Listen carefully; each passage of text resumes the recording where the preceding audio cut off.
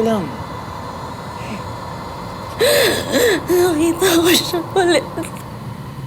Sino? Yung babae. Walang ulo. It's okay, it's okay. It's just a dream.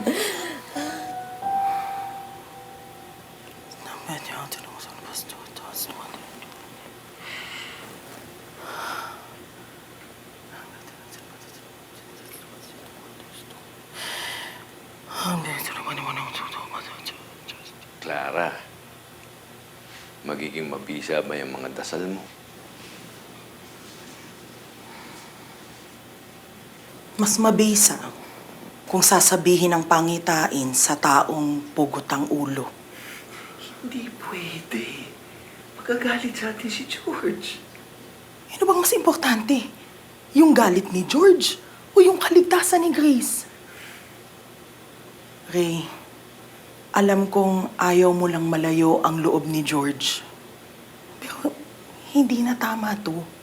Mas importante ang kaligtasan ni Grace.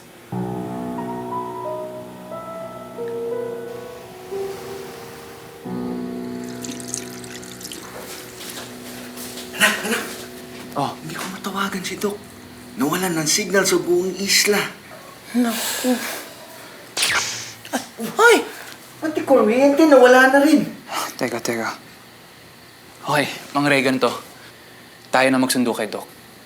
Tapos, ready natin yung bangka. Sige. Okay. Baby, pabalik ako ha. Pagaling ka. Mag-ingat kayo, ha? Teka.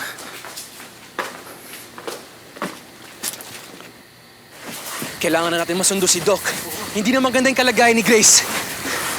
Ingat. Paandaran ko lang to, anak, ha? Sige.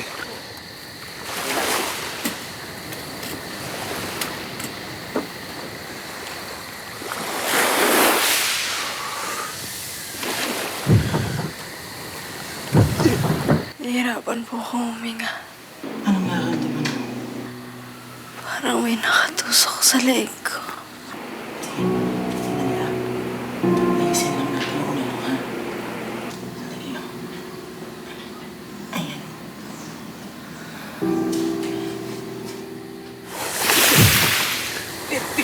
Ano? Ba't ito pa nagloko? Eto, Mang Ray. Kaya bang magsagwan? Naku, anak. Baka abutan tayo ng malakas na alon sa dagat. Delikado!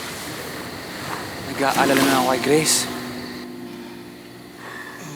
Sa panaginip ko, may nakikita akong babae.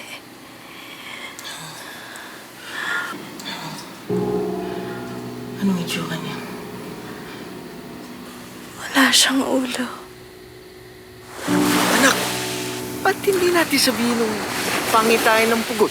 Wala namang mawawala. Mang Ray, pati ba naman ikaw? Hindi naman totoo yung pugot na yun eh. Anak, di mo ba napapansin? Pumaparehas ang nangyari noon. Ayokong pag-usapan yun. Nakaraan na yun. Kalimutan na natin yun.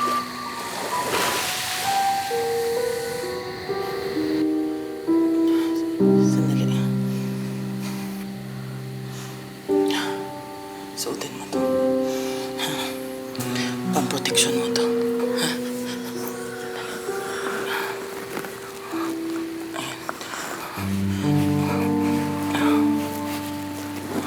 Ayan. Pamproteksyon mo. Kapag hindi agad nasabihan ng isang tao na pugot ang ulo niya, marami sintomas ang pagdating ng kamatayan niya. May ilan na mabilis mamatay. May ilan na dumaranas ng mahabang pagdurusa.